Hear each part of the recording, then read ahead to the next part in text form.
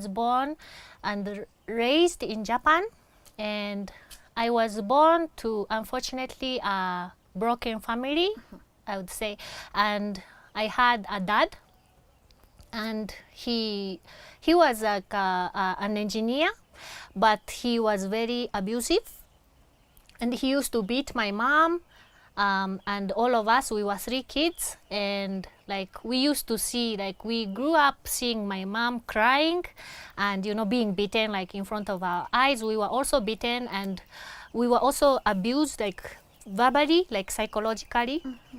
So that's where I came from, and it made me like not have confidence in myself. Like I was convinced that I'm not good for anything, like I wouldn't make it like in life, and I just thought like life is such a pain, because I was seeing like all around myself, like marriage was just failure. Like my uncles, my aunties, they just had all dysfunctional marriages. We didn't have a role model as such.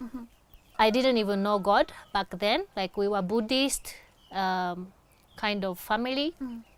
So I was, at one point I was suicidal, like because I just thought, now what is life all about? Because it's just pain everywhere. And too much pain. Yeah. And my mom is not happy, and I don't think like what's the point? Now I am not who I was before.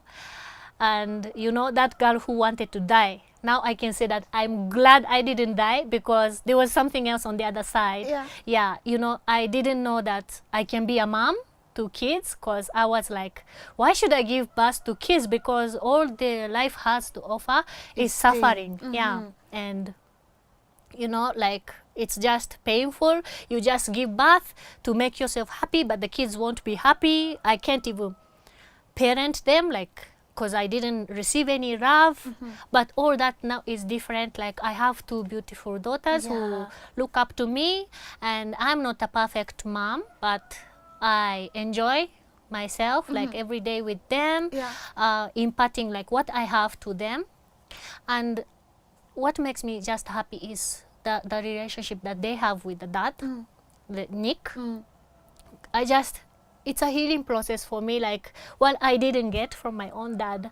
I see in them, like they joke freely with him, they do like piggyback rides, or they play music with him, take a walk with him. All that is just doing to the little girl that I was. You just left Kenya with a ring. You are engaged, and you go home and tell your family, this is my ring from a Kenyan man. And your family is already telling you African men are a no-go zone for you. What were, especially your family, what was their reaction?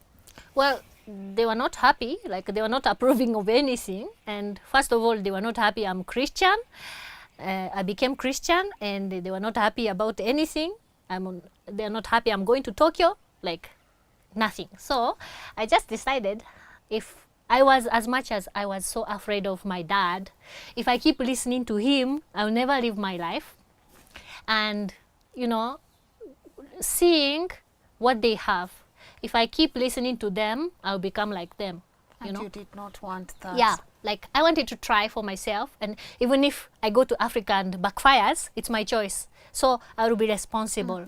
But if I stay there and listen to my parents and do a marriage that makes my parents happy, I wouldn't like take responsibility. If something goes wrong, it's always my mom, it's always my dad, you know. And my mom like completely like cut me off when I told her that I have a Kenyan boyfriend. Yeah, she's like, no. It's a no-go zone.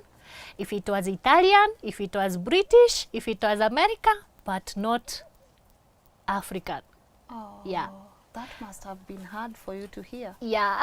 But now looking back, I kind of understand her, because she was not exposed. Like she didn't even go to university. So she like knew only Africa as shown on TV, like poor people who need help, no clean water, drinking from the mud, things like that, you know. And her coming from now poor background also, like herself. She did not want you to end up that way. So to her, an African man was a no-go zone. Yeah, she couldn't like stand to see me suffering, you know. And I was also the firstborn daughter, so she was kind of counting on me in that old turmoil in the family. And to continue the legacy. Yeah.